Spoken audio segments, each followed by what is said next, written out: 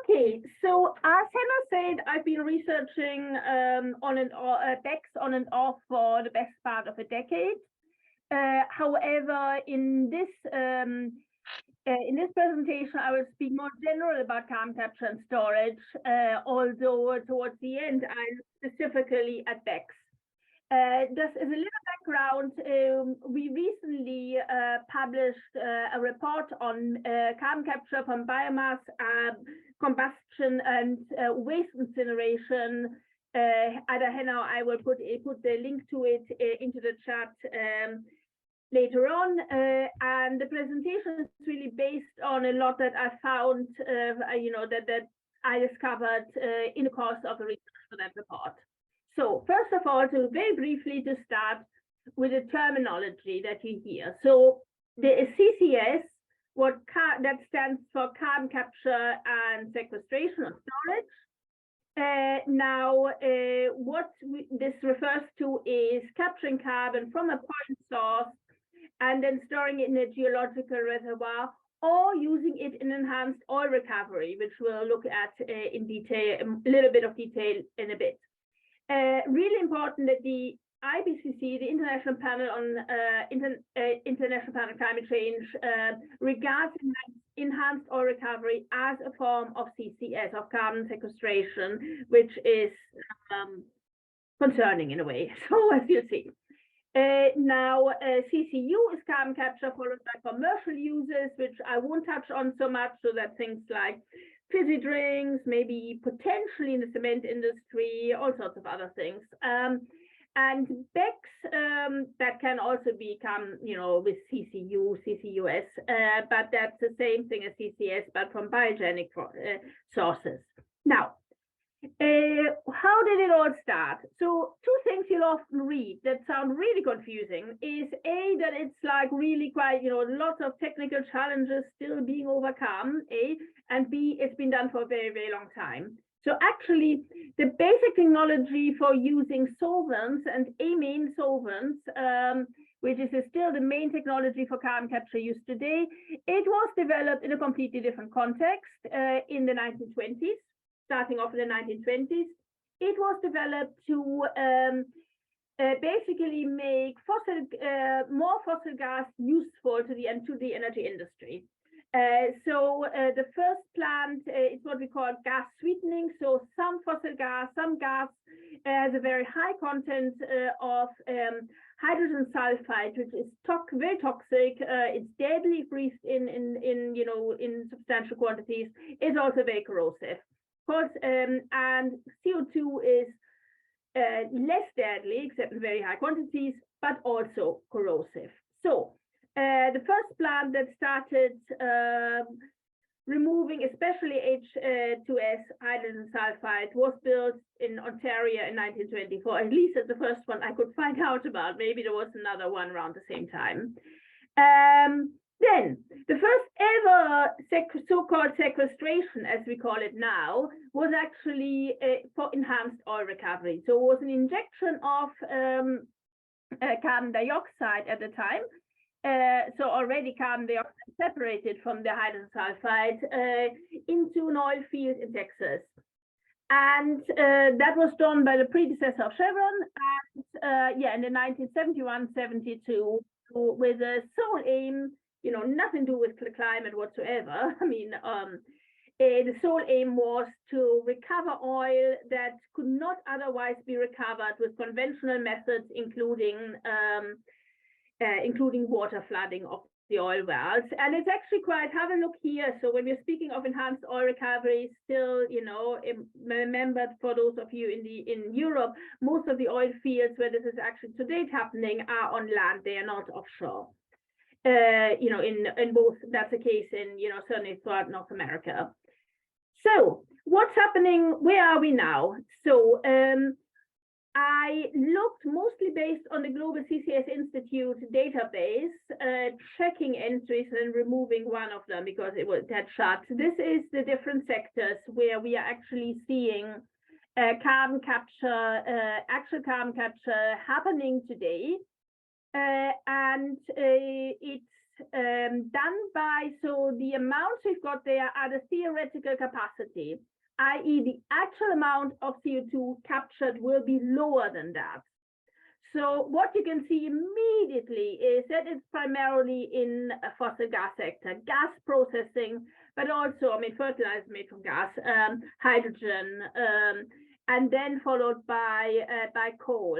Now, I should say that the ethanol sector is unusually small right now because the biggest ethanol carbon capture project stopped, but there's lots in the pipeline. But yeah, that's where it's happening now. If you ask about biomass combustion with CCS, no, it's not there because it's not happening at any commercial scale, anywhere. And this is how much of the how much of that theoretical capture capacity is for enhanced oil recovery, the orange. Now, important to remember, so when you inject CO2 into an oil well, the idea is that it will stay there. Whether that always happens, you know, we could discuss that, but the idea is that it'll stay there, but it results in more fossil fuels being recovered that are not otherwise recoverable without such enhanced oil recovery. So we're burning oil that would otherwise not be burned. Now, from what I found in the research, and I gave links to them in our report, is around 6 million tons of CO2 being emitted every year from that additional oil. It's a lot, but it's a small fraction of emissions from oil. So enhanced oil recovery is still relatively marginal to the whole industry, but it adds to warming. Okay. Now, in Europe, however, so what's happening with actual carbon sequestration in Europe? Now we've got, apparently Hungary is dabbling with a tiny enhanced oil recovery project right now, but otherwise there's only one country that actually sequestered CO2 at scale, that's Norway. This is not enhanced oil recovery, but important to remember that they are sequestered for later. They're sequestering, the total capacity for sequestering CO2 that per year that Norway has developed is less than 2 million tons a year. And there's nobody else in Europe doing it, not the UK, nobody else as yet. So Norway is the only country with actually the experience of doing it in Europe. So the largest so again, when you're thinking of size, and that's quite relevant when you look at Drax later on to remember, this is the biggest so-called CCS project in the whole world. Shoot Creek gas refinery in Wyoming. It's a gas refining again, and the capacity is 7 million tons of CO2 per year, but it's never achieved as much as that. And the bits that they don't sequester, they don't capture, they just flare. This too is for enhanced oil recovery. So that is the biggest. The absolutely top biggest is less than 7 million tons of any project anywhere in the world ever after, since the 1970s, more than 50 years of support experience with it. So now, how does it work? Very, very simple diagram here, too simplistic. But basically, the main technology that is used today, or has always been used, still in the main one, by far the main one used today is amine carbon capture, amine, if in American English. And the idea is that you have your flue gases with, most of the pollution scrubbed out first in the way you normally emit it. But you put it into this really tall column, the absorber column, and that column feeds liquid amine solution from the top, so it mixes with the flue gases, and then you have a CO2-rich amines that are moved to a second column, the stripper column, with a heated hob, and they're separated so that the amines are reconstituted, the CO2 is removed, and then it's the, there's a reboiler, temperature changes, and then it's put back into the absorber column to be a constant cycle. Now the CO2, of course, would then be it has then been captured, and it would then, in order to sequester it or use it for including enhanced oil recovery, you need to put it under a lot of pressure to make it liquid, and then you can transport it in a pipeline.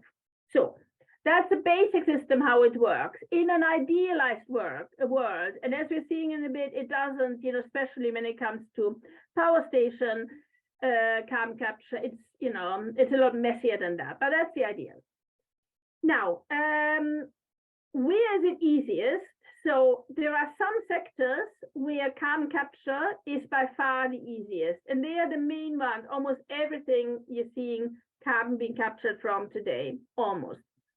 And that is, apart from gas refining, we've seen is still the bulk of it. But the easy to capture, the high purity CO2 streams are ammonia fertilizer production, ethanol fermentation, syngas reforming for coal gasification, and hydrogen production from gas and from fossil gas and from coal. So they are the relatively straightforward ones because it's really pure. And that is a picture from of a map in Iowa of the proposed carbon dioxide pipelines. They would link ethanol and fertilizer plants. So as I said earlier, there's lots of ethanol carbon capture in proposed right now, including those big pipelines which communities have, across the US have huge concerns about. Now, capturing carbon dioxide from a heat and power plant is much trickier. And when we're looking at this here, we're mainly looking at amine capture, it's called post-combustion carbon capture. It's all that there is out there other than in, theoretical models. So,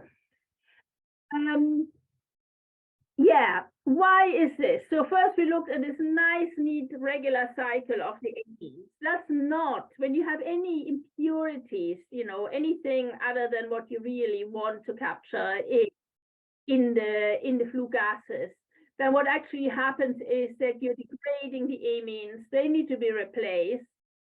Amine degradation can result in chemicals being emitted that are actually quite, some of which are linked to cancer. So big concern there. But also it's costly, it takes energy, and it emits carbon dioxide to produce the replacement amines.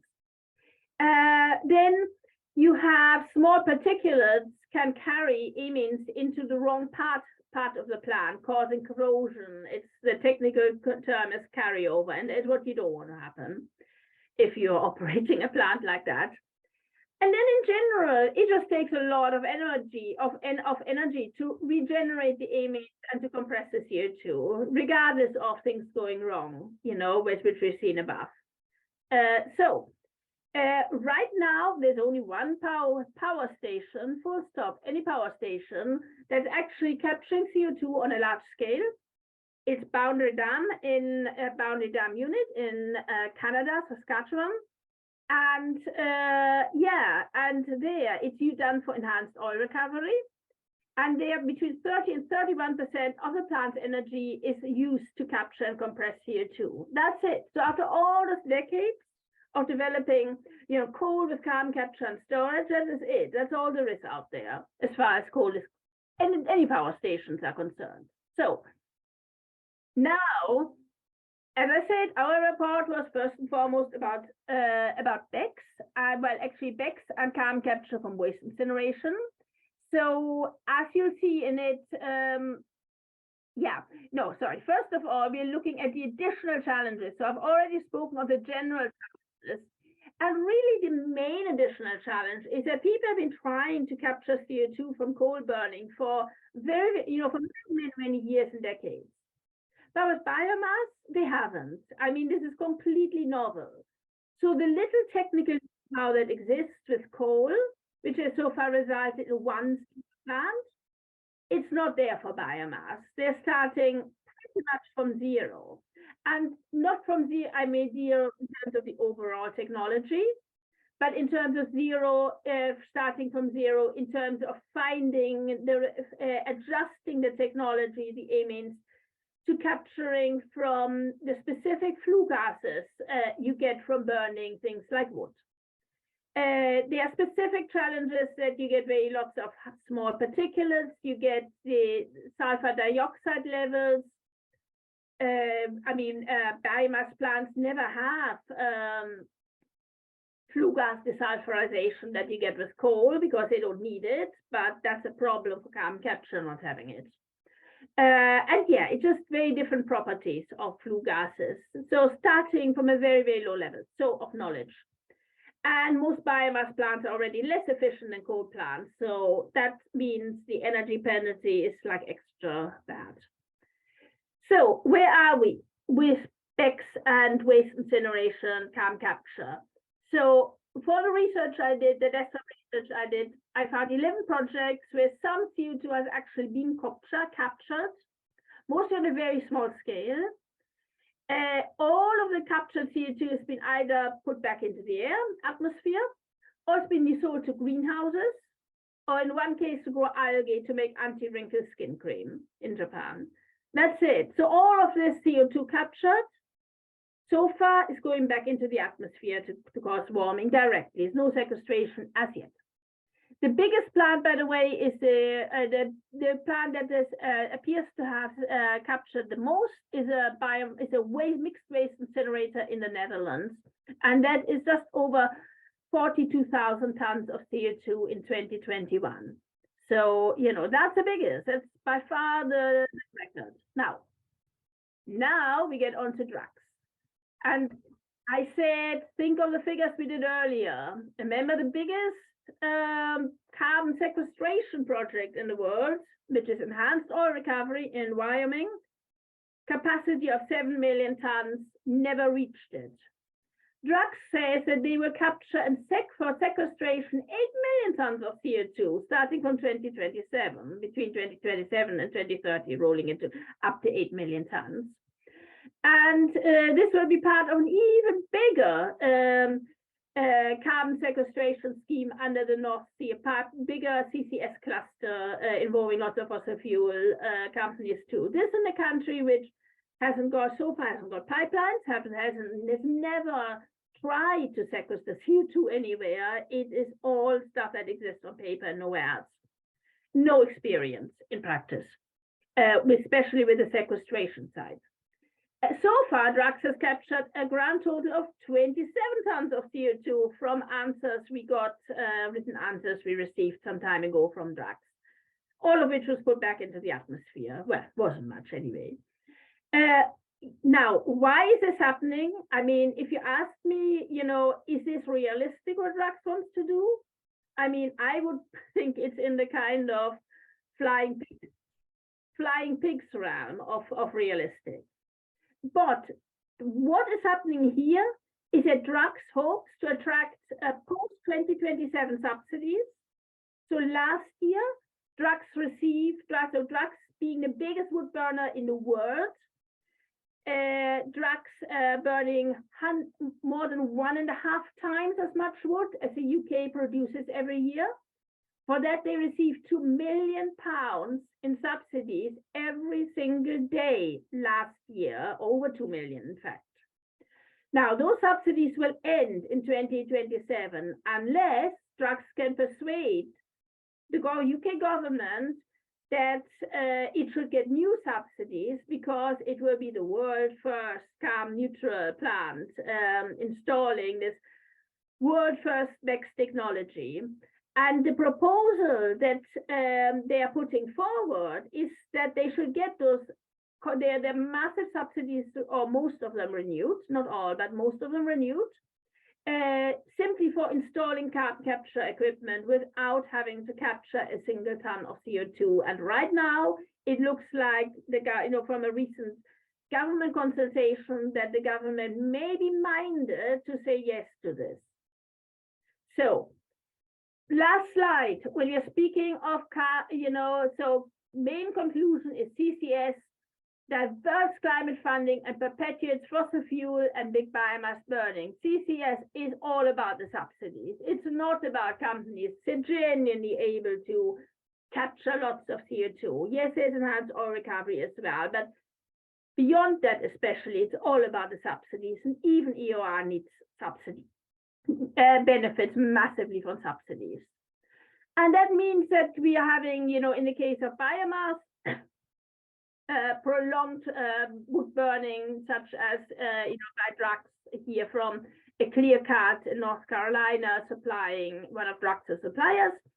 And then on the other hand, a big boost, I just put forward the biggest, not the biggest, but one of the biggest UK campaigns, against this huge new oil field being climate campaigns, against this huge new oil field being approved by Equinor, who call themselves a pioneer in carbon capture, utilization, and storage. So this is why we are really concerned about CCS and support for it.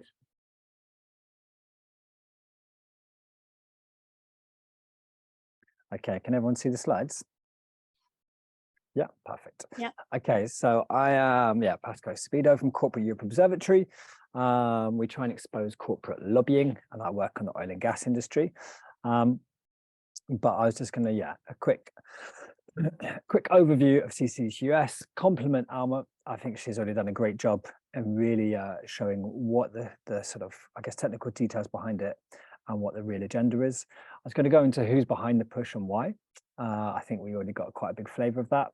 And then how the EU, the European Union, has been facilitating this push. And then the campaign for real solutions, because I think it's quite important to have a bit of optimism and hope in these situations. So, I guess I'll begin with the very simple fact that, I mean, at least I've been hearing, maybe not as, I'm 38, so maybe not for the last 30 years, but we've been hearing 30 years that there's a big promise of scaling up CCS and it being commercially viable, but it's not happened. Instead, it's very expensive, untested. I was going to say in the EU, so during the 2010s, 3.7 billion was made available for CCS projects, for demonstrations and pilots. In the end, 424 million, so a fraction of that, just over 10% was distributed to individual projects, but none of them got past the demonstration phase. And in fact, the European Court of Auditors criticized the failure and said it was a waste of public money. Next slide. So now we have sort of what we see in the innovation is the utilization. So CCUS that I've talked about, trying to make money from the CO2 to offset these high costs. So we heard about sort of using it in greenhouses, etc. One of the sort of PR stunts from Drax was to say we're going to use it in beer. Although I heard last week that when they tried to put it in beer, it actually poisoned people, or it was not good enough quality, and they had to withdraw it. So this beer hopefully has not been made using Drax CO2. But yeah, the only really commercially viable projects today are using the CO2 for enhanced oil recovery. We sort of did I mean, the figures at the moment are slightly shocking. This is from a report we did. But the 81% of carbon capture globally has been used to extract more oil, which is a massive figure. And also it's worth saying this whole idea that, we're going to put CO2 underground, and it's going to stay there. 90% of the CO2 then escapes into the atmosphere during enhanced oil recovery. Plus, you're bringing out more oil, so far more CO2 emissions. So in short, it's a bit of a climate disaster. And there's a lack of scientific evidence showing that stored CO2 is permanent. Next slide. So in terms of who's pushing it, it's been around for 30 years, and I'm sure you can guess who's been telling us that it's just around the corner. It's the fossil fuel industry and those adjacent industries. Why? Because it allows them to continue with business as usual, keep burning fossil fuels. It's a really big plan for big polluters in order to sort of at least outwardly show that they're serious about tackling climate change. As the sort of days of denial, maybe in the US it's sort of still there, but particularly in the EU, there really needs to be a public front, a PR show of seriousness about climate change to be able to have a social license. And I was going to say, the main strategy coming from big polluters is to say we'll be net zero by 2050. i.e. rather than cutting emissions, we'll use unproven technologies like CCUS to reduce or remove them, or buy credits from someone else, so that by 2050, all our emissions will be cancelled out by either technologies or buying credits. But in fact, what net zero does, which CCS and CCUS underpins, is that it shunts the problem to the future, to 2050, while allowing business as usual to continue in the present, i.e. more fossil fuel extraction. So Shell and BP both have net zero plans. This is obviously BP shouting about it. Shell and BP both intend to increase their gas production to at least 2030. So it sort of shows you how having a net zero plan doesn't really do much in terms of emissions today. And it's worth pointing out, they've changed it since, but a previous plan from Shell, maybe it was 5 years ago, they didn't have net zero by 2050, they had net zero by 2070. And to reach net zero by 2070, they said we would need 10,000 CCS facilities by 2050. 10,000, considering I think there's 19 odd today. I mean, it's completely pie in the sky stuff. And the other big silver bullet for the oil and gas industry that CCUS features in, another way for them to sort of look, let's go this way, for them to look sort of credible, is hydrogen. So there's one of the big things being pushed by the gas industry at the moment. My own organization did a whole sort of expose into the hydrogen lobby, which is basically the gas industry. Because what they say, you might hear, have we got the right thing? Yeah. You might hear that, what we're hearing is hydrogen is this clean, green fuel of the future that decarbonizes the economy. But in fact, that sort of hydrogen they're talking about comes from renewable electricity, green hydrogen. But today, 97% comes from fossil fuels, mainly fossil gas, with the CO2 released into the atmosphere. So Alma have said that, in fact, hydrogen is one area where you could capture the CO2. So the oil and gas industry is saying that fossil gas hydrogen with CCUS will make it low carbon. And they're calling it blue hydrogen. And this is sort of the International Association of Oil and Gas Producers saying how natural gas with CCS can be a real game changer. However, a study from Howarth and Jacobson shows that CO2 from blue hydrogen, so fossil gas hydrogen with CCS or CCUS, is 20% worse than just using fossil gas, making it worse than using gas and even coal. So it's pretty shocking in terms of like the idea that justifying CCS along the lines of, oh, but we need it for hydrogen, is a complete climate disaster. And it's worth sort of just underlining that Shell and Equinor, so big oil and gas companies, are really big on CCS and receiving EU funds for major projects in the EU. They both support blue hydrogen. As they say, there will not be enough electricity to decarbonize, enough green electricity to decarbonize our energy sector, as well as make green hydrogen. So therefore, we're going to need hydrogen made from gas, fossil gas. And coincidentally, they also happen to be a massive supplier of fossil gas, or maybe less coincidentally. So you can see where the agenda is from the fossil industry pushing hydrogen, but also in order to get this, this CCS part of it. So next, I was going to sort of see how the EU was facilitating CCS, CCUS. So despite the European Court of Auditors saying it was a complete waste of money, and even the European Commission itself saying actually the industry should bear the cost of this, it's changed its tune in Brussels. And in fact, we're now beginning to spend large amounts of public money, not just on CCS facilities, but the surrounding infrastructure, for example, the CO2 transport systems and storage. And this is because the EU sees CCUS as underpinning is other technological climate solutions, such as BECCS, as Emma spoke about, Drax, direct air capture, and hydrogen. So how has the EU done it? I mean, we've got a CCS directive that's in place from 2009, which sort of underpins previous projects. But what we've seen change in the last few years, in fact, in 2021, was a cross-border program called Projects of Common Interest, which previously was sort of on cross-border energy projects, gas, oil, electricity, introduced carbon dioxide transport. So now you have this project, for example, which is linking Europe to Norway, to storage facilities in Norway, has been designated a project of common interest. And being a project of common interest means you get political support and financial support, and often your project's fast-tracked in the EU. So it's basically giving a huge boost to any CCUS projects, which shows a sort of, I guess, importance of them in Europe. So in 2021, they were funding 6 CO2 network projects, i.e. these transport projects. 2022, we had Northern Lights, this massive project involved in the PCI process, which is Shell and Equinor again. But I think it's worth, I'm not the expert, I think Erica might know more, but I mean, the pipelines are particularly dangerous for public health. We've seen this in the US when there's sort of pipeline explosion or leak. The gas that comes out is incredibly dangerous from a sort of environmental justice perspective. So that's, I guess, the PCI list is one of the key ways the EU has been helping. The other is the hydrogen strategy. So the EU says, you know, we're going to move towards hydrogen from green electricity, green hydrogen, but it sees fossil hydrogen with CCS, so blue hydrogen, as a transition.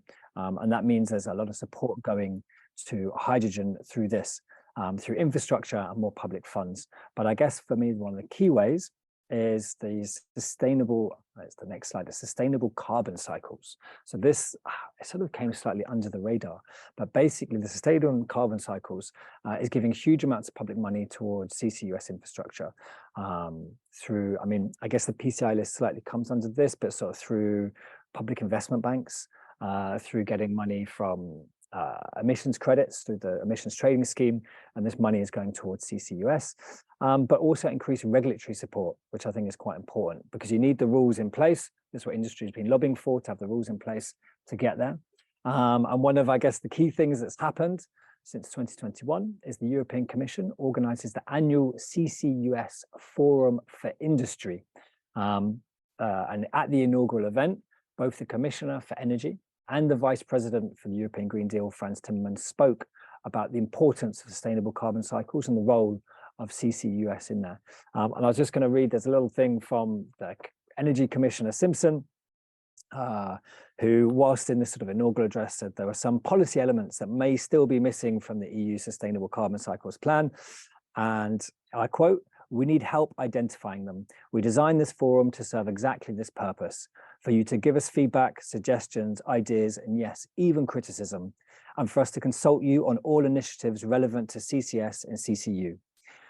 So this is basically a forum created by the Commission for industry to wrap up policy. I mean, this is going hand in hand, deciding the direction of travel for future CCU and CCS policy. So this, I guess, at least for me, is quite indicative of who the Commission has been listening to and who it's going to continue listening to, and quite clear of who the agenda is by and for. I'm going to try and wrap up, as I realize I've probably gone over time, but I wanted to just touch on the last thing that came out of the Sustainable Carbon Cycles, which was the Carbon Removals Certification Framework. They love very long names for things. Which is basically coming up for criteria of what should be certified as a good CO2 removal. So this is going back to the idea of net zero. You know, you're going to have, you want to balance out your emissions. So if we've still got some emissions coming here from some residual sources, I don't know, rice paddy fields, then we need some negative emissions. So this is the EU trying to certify what's a good negative emission, a good CO2 removal. And it includes nature-based removals, such as controversial carbon farming and forestry, but also technological removals, which includes bioenergy, so BECCS, and direct air capture. I'm not going to talk about that, but I'm also going to say that includes CCUS from industry in there, in a removal. So despite it not being a removal, it's a reduction. It doesn't take it out of the atmosphere, it reduces how much goes into the atmosphere. So this is a bit of an accounting trick, but it's now been classified as a removal and negative emission. And this is how the Commission is focusing on it. It also wants to create voluntary carbon markets to sell these credits, a market in CCUS, allowing, I mean, CCUS credits to be sold to offset emissions. So this allows oil companies and others to buy another company's CCUS credit for offsetting its own emissions. I mean, from a very basic level, considering the climate crisis, the state it's in, we don't have time for offsets and market mechanisms. We need to be reducing emissions everywhere as fast as possible, not allowing laggards or the fossil industry to buy credits from elsewhere. We need everyone to be reducing emissions rather than offsetting and paying someone else to do it. But I think the key part, and I'm just going to this in my sort of last little chunk of points, was it creates the infrastructure for an EU-wide CO2 market. And the infrastructure are the pipelines to transport it. And this is what's really key. I think Alma was saying with Drax, it was about getting the subsidies. Overall, a lot of this is about subsidies. So this is about creating the infrastructure and the buy-in as well, so that CCS can be rolled out everywhere. So once you have it for, you've got the transport infrastructure and storage infrastructure, why not have CCS on gas plants, which is what industry has been pushing for. So then the fossil industry can continue business as usual. And infrastructure has been a massive earner so far for a lot of the gas industry from these cross-border pipelines. And what we found out is that the CCUS industry that's planned by 2050 plus associated infrastructure will be at least twice the current oil industry infrastructure. So the amount of infrastructure needed is going to be twice the amount that we currently have for the oil industry. That's huge, and that's a huge amount of money. And maybe call me cynical, but the importance of the importance of a lot of this is around the investment. So this is public money and lock-in. As once that money is invested, it's difficult to go back. So once we have this transport infrastructure in place, once we have these systems in place, first of all, the industry has been paid to make it, to put this in place. And secondly, there's investment treaties that stop us going back on it. So either we're locked in and we continue with it, or we have to compensate those industries. Because what we've seen is moving away from fossil fuels, governments are being sued in private courts. So this provides yet another layer of, once we're locked into this, it's quite dangerous. But we are fighting back. There's the Real Zero Europe coalition, which rejects the European Commission's carbon removal certification framework and the entire net zero approach underneath it. As net zero is not zero, we need, I think, hold on, I realized I do have a slide for this. I know this was, so yeah, we need real zero and real solutions. So investment in CCS is a climate disaster and diverts money from renewable energy, which is where we need to be putting our emissions, which is much more effective at cutting emissions as well. And quite frankly, we need to leave fossil fuels in the ground rather than employing techno fixes. And this agenda comes from a concerted and powerful lobby by the fossil industry and related sectors who are attempting to continue with business as usual and prolong their main source of profit. So this is wrapped up. Apologies, I ran out of time, but please do sign our statement and read the briefing. It is realsolutions-not-netzero.org, and then go to Real Zero Europe, and you can sign on to the statement and read the materials. But I will stop there. Thanks so much, and hopefully you can all hear me. And I am going to speak without slides, so you just have to look at me and not at pretty pictures. And thanks to Biofuelwatch for putting this together and for inviting me, and thanks to all of you joining, and good morning, good evening, good afternoon, depending on where you are in the world. So I'm going to speak a bit about CCS and removals in the context of the ongoing international climate negotiations under the UN Framework Convention on Climate Change, and what happens every year at the conferences of the parties, or the COPs. So apologies in advance for my use of acronyms. I will try my best to spell them out when I use them. So I think, as we've seen from both Alma's and Pasco's presentations, there's certainly an uptick or an surge in talking about CCS and CCUS as a quote unquote climate solution, especially as we have seen the lack of progress in keeping global temperature rise to where it needs to be in below 1.5 degrees as called for in the Paris Agreement and other things. And this has also creeped into the international climate negotiations. And so at COP27, which happened in Sharm el-Sheikh, Egypt, last November, and is the annual climate conference, we saw in a number of spaces sort of increased discussions about CCS and about removals, both sort of in and out of the formal negotiations. So there were, conversations that happened outside of the formal negotiations, where there are side events or presentations, especially from industry, because one of the things we saw at the COP was that this COP was attended by the largest number of people from with ties to the fossil fuel industry. That number seems to keep increasing, as we saw many at the COP in Scotland and Glasgow the year before. We saw many in Egypt, and now we're also seeing that the incoming COP presidency has appointed as COP president someone who is also from the fossil fuel industry. So this increase of discussion of CCS in the process is only likely to continue, as Pasco and Alma have both highlighted, that CCS is really the main proponents behind it, and the people who want it, and the reason for it is to perpetuate the fossil fuel economy.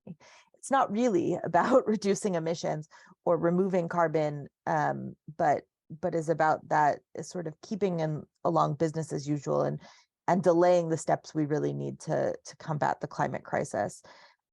So at the last COP, we saw it in a couple of places sort of coming in. And I'm going to touch on a couple of those places and then talk a bit more about the discussions under the carbon markets, which is where a lot of my attention focuses. So first and foremost, we sort of see oblique references to CCS and other things in the cover decision. And so in sort of the big decision that comes out of the COP, in this case, the Sharm el-Sheikh implementation plan, for the first time in Glasgow, we saw a mention of sort of fossil fuels, and it was a breakthrough. And we saw the exact same thing coming out of COP, where they talk about the need to, and the only mention sort of fossil fuels anywhere in decisions is to phase down unabated coal power. And so unabated coal power would be, coal that is just happening without anything, which then obliquely says, well, what is abated, which then obviously refers somewhat to things like CCS and putting CCS on coal power plants and other things. And efforts to try and, call for the entire phase out of fossil fuels, to broaden it beyond coal, to remove qualifiers like unabated, were not picked up. Another place where we saw a lot of proponents of CCS during the sort of climate negotiations was in the context of the global stocktake. So one of the key elements of the Paris Agreement is that every 5 years there will be a global stocktake, sort of taking stock of where collectively, globally, we've come in implementing climate commitments, in achieving the goals of the Paris Agreement. And the first global stocktake is set to take place this year. And so in the last couple of years, there have been a sort of various, what they call technical dialogues, as well as roundtables that have focused on topics ranging from mitigation and adaptation to provision of finance and other things. And having these technical dialogues and having these roundtables has enabled broad participation, but that includes also broad participation and industry lobbyists and proponents of CCS and removals to promote what, most of us, I think, would call false solutions, or not solutions at all, as innovations or as places where we're making progress. And this included, I believe, countries coming to the global stocktake and sort of saying, here, look at, part of our progress on climate change and dealing with the climate crisis will include CCS. So things like including it in the Inflation Reduction Act in the US. I think Norway talked about their projects, amongst other things. And so we're seeing this creep into sort of what may be reported as sort of progress on achieving the Paris Agreement and the global stocktake, which is important because the global stocktake is what is supposed to sort of say, here's where we are, and here's what we need to do to inspire new commitments and new rounds of commitments from countries. We also saw CCS come up directly in discussions around response measures and the implementation of response measures. And response measures are the term for sort of the positive and negative social and economic impacts or effects of mitigation of climate change. And one of the things that's included in the work plan on the sort of task force for response measures is to explore CCS, to explore CCUS, to explore regulatory frameworks for this, and barriers. And so, as you know, as Pasco mentioned, the more you do things to lock in this infrastructure, the harder it is to get rid of in the future. And then the last place, or the place that there's been a lot of attention focused, and where I'll spend the bulk of the rest of my time speaking, is on the discussions around Article 6, which are both the non-market, but primarily the carbon market mechanisms created under the Paris Agreement. And so these market mechanisms, are purported to raise ambition, like in an ideal world, to raise ambition, to have people work together to provide finance to create more ambitious policies, including, trying to bring in private finance. But what they've largely done is not that, and have been used a lot to promote offsets and to create credits that then people can use to offset their ongoing activity. And as Pasco mentioned already, offsetting is not going to work, and it's not going to get us to net zero, much less real zero, which is where we need to be. And as we've seen from recent stories, in exposés in The Guardian and other places, these largely haven't worked. But so one of the things that has happened is that at the previous COP, COP26 in Glasgow, they finally sort of agreed on the basic rules for Article 6. And this includes Article 6.4, which is the creation of a new, basically a new global carbon market under the auspices of the Paris Agreement, that would essentially replace the clean development mechanism, which was under the Kyoto Protocol. And so they adopted basic rules for this and then set up a supervisory body for this global carbon market that would have to elaborate the rules and the modalities for what types of activities could generate emissions reduction credits, and sort of what rules you would need to do to follow those. And this includes basic modalities. It also includes how to potentially transfer projects that were under the clean development mechanism to this new mechanism. And the reason I bring that up is that under the clean development mechanism, they did establish guidance and rules for CCS project activities. I believe they did that over 10 years ago at the COP in 2011 in Durban, if I'm correct. But in the time since they've done that, there has been no CCS project that has been approved to generate sort of emissions reductions credits under the CDM. And this is largely probably because, as Pasco rightly mentioned, CCS doesn't actually remove carbon or really reduce so much as sort of just stops a point source from adding carbon to the atmosphere. But one of the things the supervisory body was tasked with doing in the lead up to COP27 last year was to come up with recommendations on removals and on removals activities. And what we saw was that the supervisory body met 3 times between July and November. So they had a very short amount of time to sort of come up with these removals. And so at each meeting, they sort of received an information note that talked both about removals from not only from natural-based removals, which was largely where, if you looked at projects under sort of the Kyoto Protocol or in this space, that's where it's been from. It's been from reducing emissions from deforestation or other things. But then they also added in that they needed to look at engineering-based removals. So bringing in things like direct air capture with carbon capture and with capture and storage. So Drax, they talked about BECCS, they talked about a number of other things as well. And so going into the COP, the supervisory body was supposed to issue recommendations on removals.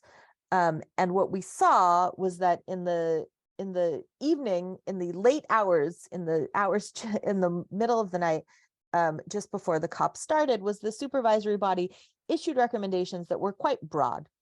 And so they don't mention CCS directly. They don't even define it. You can look at an information note that the supervisory body looked at to see what was happening.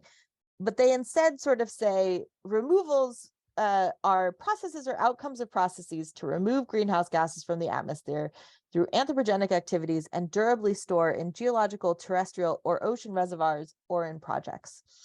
And they sort of kept it as broad as humanly possible, which could bring in BECCS, which could bring in DAX, which could bring in, potentially bring in other CCS, even though it is clearly not a removal, as Pasco mentioned, as well as sort of other nature-based and other geoengineering solutions. These recommendations then also had fairly broad statements about things that I think have come up in the other presentations, or as I've seen some of the questions in the chat going along about, what about leakage? How do you monitor these? What is the accounting? How do you address reversals? So what happens if you have BECCS or you have DAX and you take the carbon and you say you're storing it somewhere and that storage has leakage? How do you account for that if what you've done is issue a credit that someone has bought to offset ongoing emissions? Because then you're not actually reducing anything, and the market is not working as it is supposed to work, or as proponents say it's supposed to work.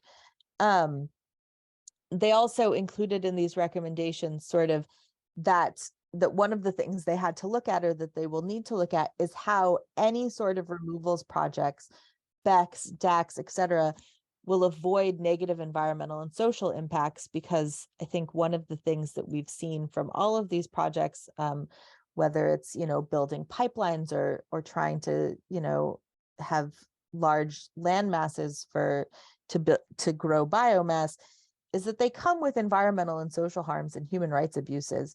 And so one of the things the supervisory body is supposed to do is to come up with rules that sort of say, you can't have these if they're going to do that. And even there, they put on major caveats in their recommendations, that those, to avoid those impacts, they would already bring in that they could, they had to be done while acknowledging the national prerogatives of countries. And so undermining sort of the international human rights regime, et cetera.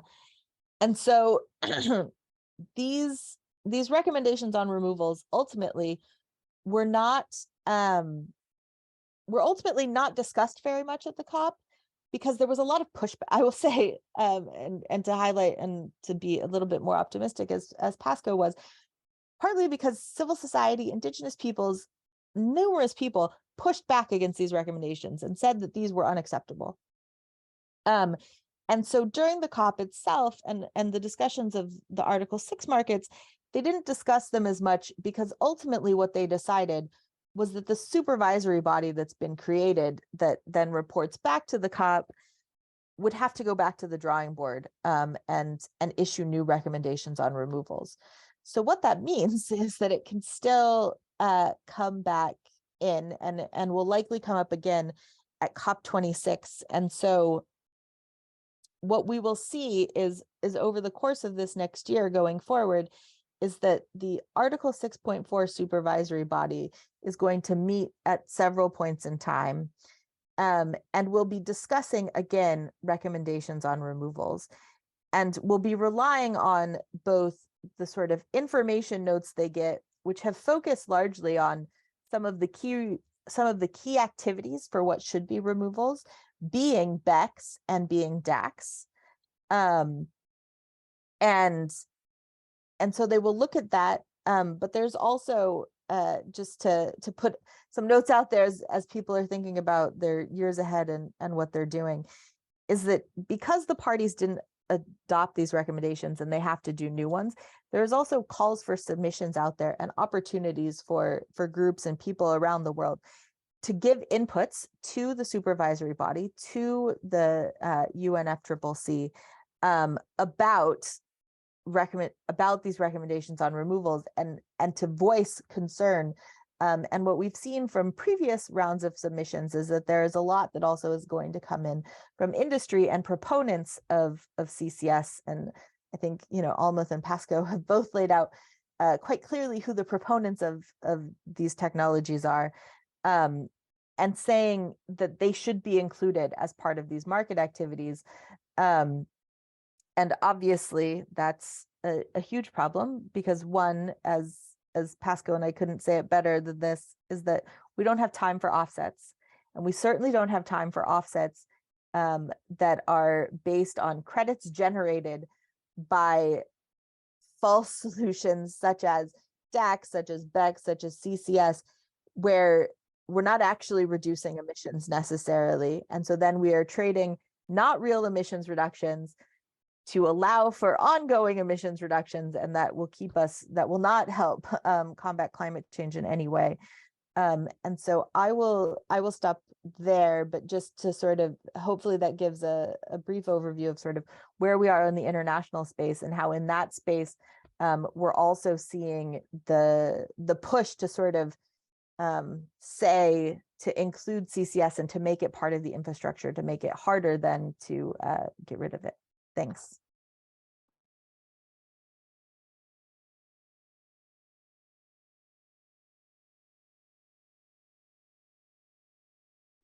Yeah, so I hinted at that when I said that Drax wants subsidies based on installing the carbon capture equipment, but without having to capture. What this is actually about is following a proposal or lobby efforts by Drax. In August last year, the relevant department based in the UK published consultation with a preferred proposal being that you should get two subsidies, or basically what's called contract for difference, a preferential guarantee of future electricity prices, that you should get two different ones of those contracts, one per unit of electricity sold to the grid, which is what's happening, what Drax is getting right now between, and will end right now already. So to prolong those subsidies beyond 2027 when they currently expire. And secondly, to have another subsidy, another of those contracts for per ton of carbon dioxide that's sequestered, that's pumped down into some geological reservoir. But the two would be uncoupled, which means they could if this goes through, they can just continue with business as usual without any requirement to capture any CO2. So big concern. And I put, if you're in the UK, I put an alert, I put a link to an email alert to MPs into the chat. Would really love people to do that and contact the MPs if you're based here, business country.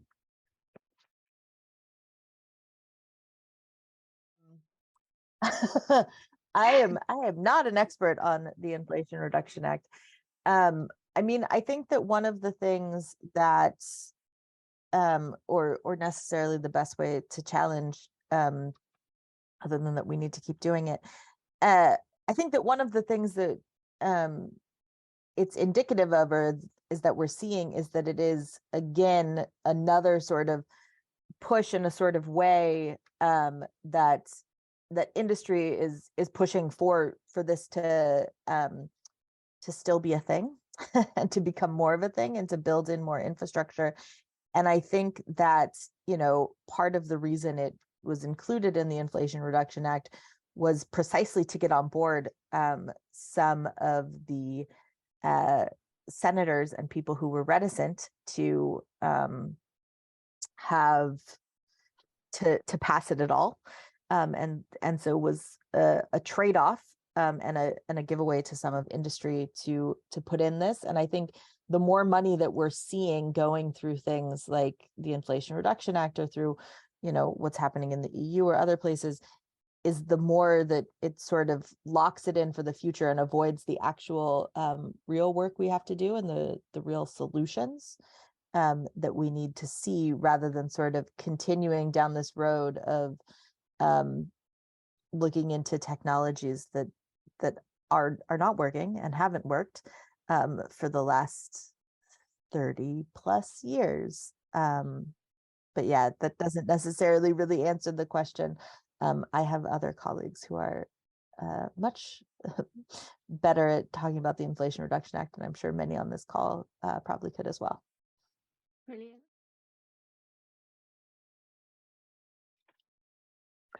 Maybe Alma doesn't know. I mean, the Oil and Gas Climate Initiative began probably a bit before Paris and COP21 as a way for the big, mainly actually European oil and gas majors to say we're part of the climate solution, and the way we're going to do it is by going for gas, fossil gas, and by going for carbon pricing. So being paid, and actually initially the US, like Exxon and Chevron, said when asked about it, we're not joining because we're not going to fake it, whereas the Europeans needed to fake it for the European audience. They then since brought in Exxon and Chevron, who are now faking it, and still doing, various, they keep trying to reinvent themselves. I've not seen what they're doing in the Northern Endurance. I'd be really interested, Alma, if you can fill me in, that'd be brilliant. Yeah, so, when I mentioned Drax in my presentation, in my bio presentation, I mentioned that the proposal is for Drax's, supposed 8 million tons of CO2 to be part of a much larger CCS cluster, with carbon being captured from hydrogen production, fertilizers, and other industrial, the usual industrial sites in the Northeast. So the whole thing is being put forward to different planning proposals. So there is the capture, the planning proposals for the carbon capture is done at the site, so by Drax, and then whoever else wants to capture at their site. The carbon CO2 pipeline is being applied for and developed primarily by the National Grid. They say that they will be publishing their full planning application in the next few months. For one, they've already published one for the B2 pipelines for the Teesside one, and then there's the Northern Endurance Partnership is the oil companies that would be developing the injection into a geological formation under the North Sea. This does not go through normal planning. I believe that they already got certainly a lot of the permitting through, but we are not experts on that. But they would be dealing with the CO2 injection side, into which, in theory, all the stuff on Drax and hydrogen production, etc., feeds into.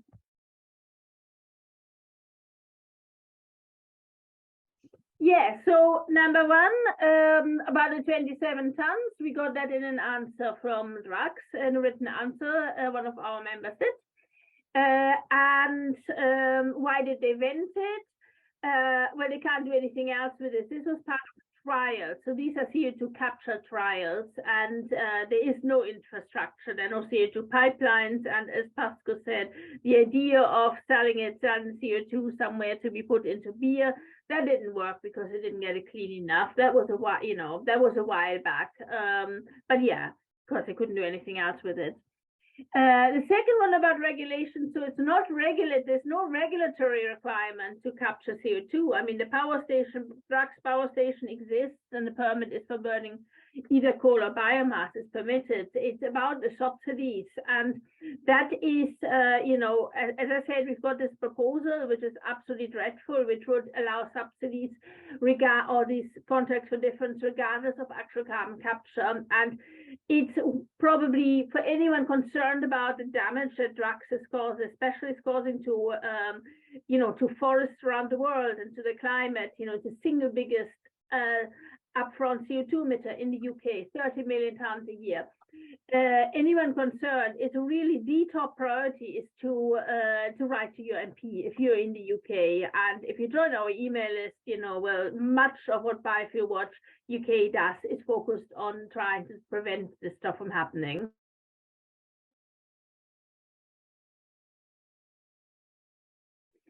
Yeah, I mean, forever, no, there's nothing like it. There are certain monitoring requirements, and we're not experts in them, but they would be, they wouldn't be as far going as absolutely safe and forever. Certainly not. I don't know what's happening in the US. Definitely not the case there either.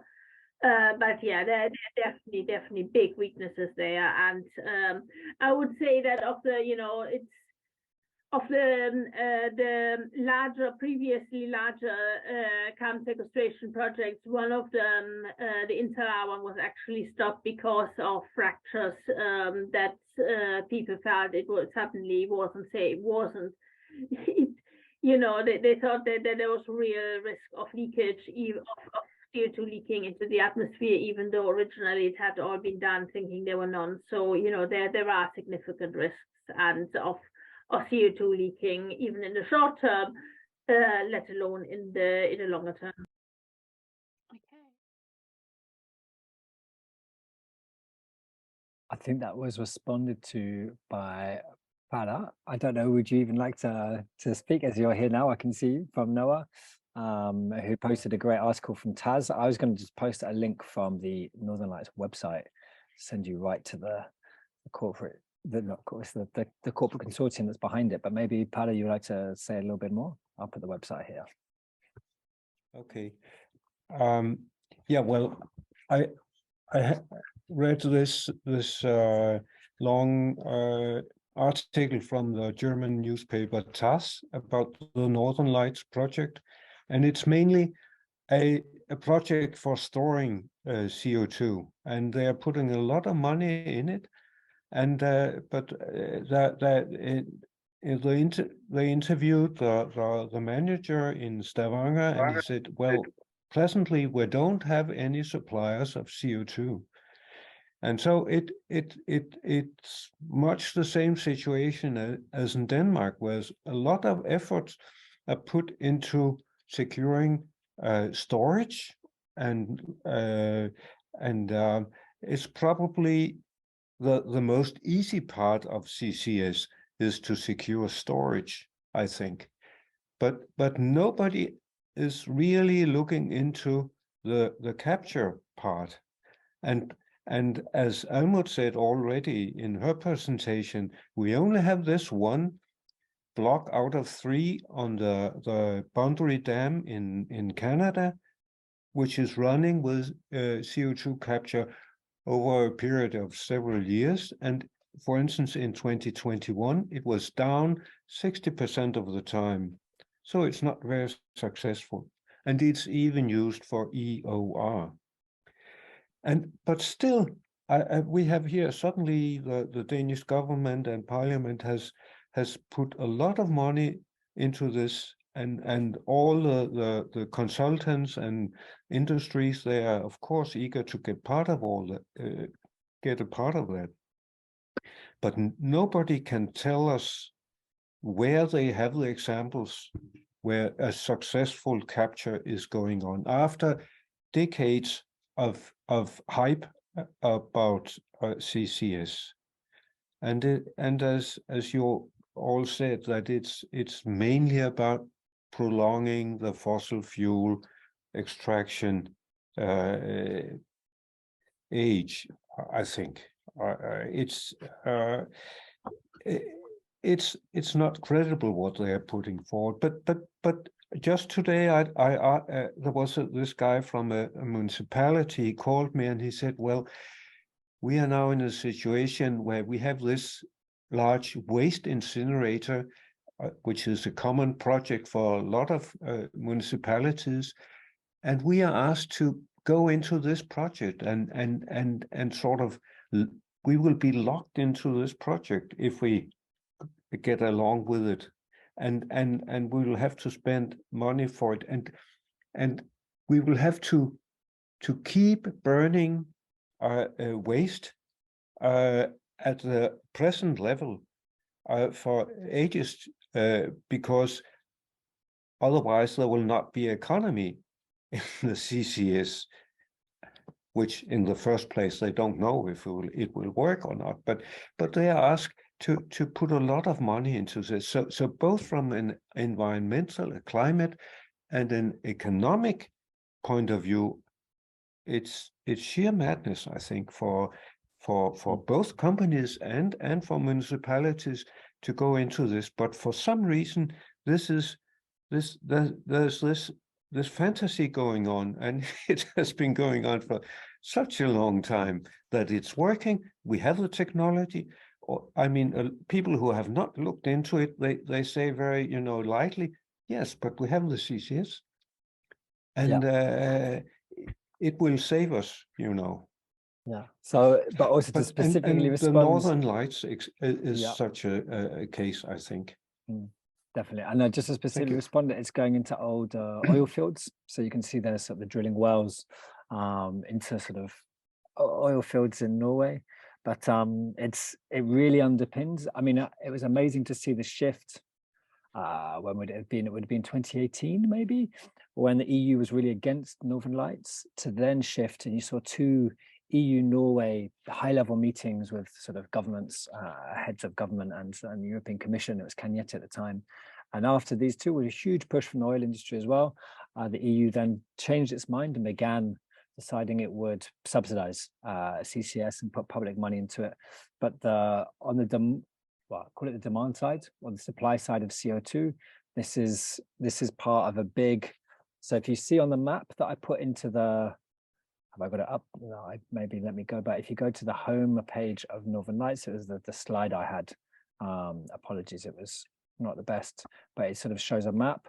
And basically they're trying to create a CO2 cluster in Northwest Europe, sort of Benelux and further, Germany, probably going to Denmark, and to try and have CO2 pipes that connect all of this together to gather it and then ship it or pipe it off to Norway to store in old oil wells. And well, I don't know. Yeah, I don't know if there's any left in there that they would end up extracting, but that's where it's going for the moment.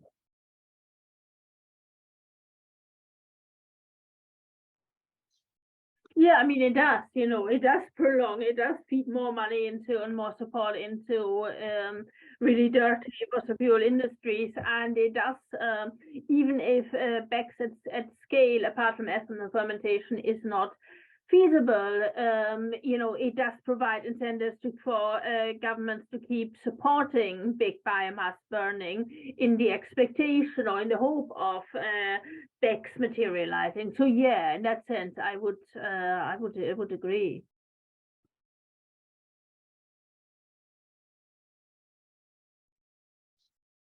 Yeah, I mean, there's a big Stop Rosebank campaign, and I'll put the link into the chat, and then find out about it.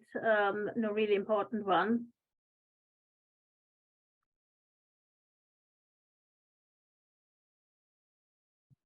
So leakage in you mean CO2 leaks in CO2 pipeline leaks? Not sure if that is a big issue, doing a pipeline. And I think, we actually had a presentation at the webinar. Maybe, Hannah, we can put it into the link. We had a very good presentation about CO2 pipeline safety by a colleague of Erica's, Nikki, about a year ago, about the risk. So you don't want any leakage from a CO2 pipeline. That'd be really, really dangerous. So, let's hope that doesn't happen. In terms of actual leakage from